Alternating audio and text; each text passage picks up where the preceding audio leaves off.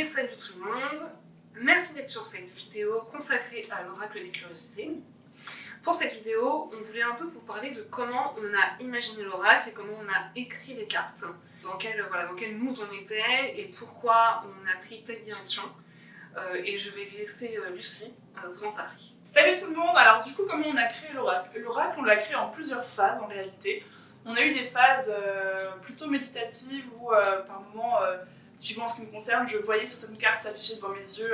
Pour les gens qui font la méditation, je pense que vous comprendrez de quoi je parle.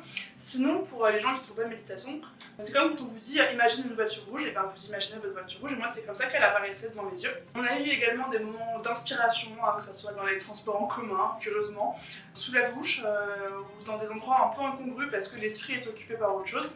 Et heureusement dans ces moments-là qu'on a le téléphone, au moins le téléphone sous la main pour noter les idées qui nous passent par la tête.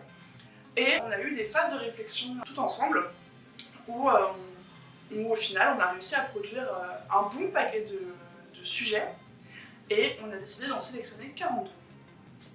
Ce qui est intéressant, effectivement, c'est que quand on a lancé cette thématique commune qui est le cabinet de curiosité, il y a plusieurs cartes, toi, que tu as vues directement, où tu t'es dit, voilà, dans un cabinet de curiosité, il y a tel sujet, ou tel personnage, ou tel animal, tel végétal qu'on va retrouver spécifiquement dans un cabinet de curiosité.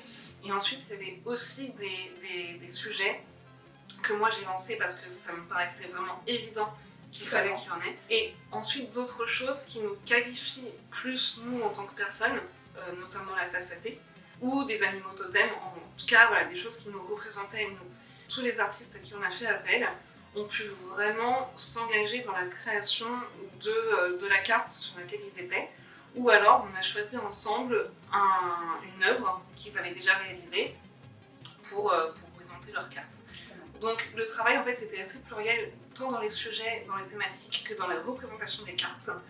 Et ce qui était vraiment intéressant avec toi, c'était comme tu as quand même cette pratique de la cartomancie, on a pu réaliser des cartes, ou en tout cas un jeu de cartes bienveillant, mais qui donne réellement des pistes de réflexion, qui n'est pas trop évasif, et qui donne vraiment un sens à la divination que vous opérez sur un moment.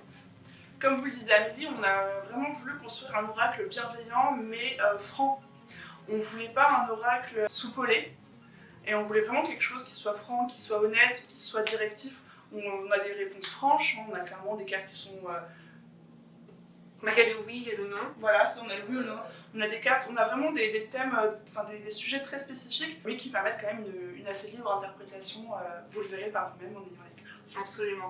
Ce qui est super intéressant, c'est que l'oracle des curiosités est vraiment un objet de divination de cartomancie, mais également un objet de collection. Tout à fait. Pour les personnes qui ne sont pas forcément adeptes de l'ésotérisme, peuvent collectionner les cartes, collectionner le jeu, puisque vous avez les œuvres d'art contemporain qui sont en guise de visuel dans le jeu de cartes.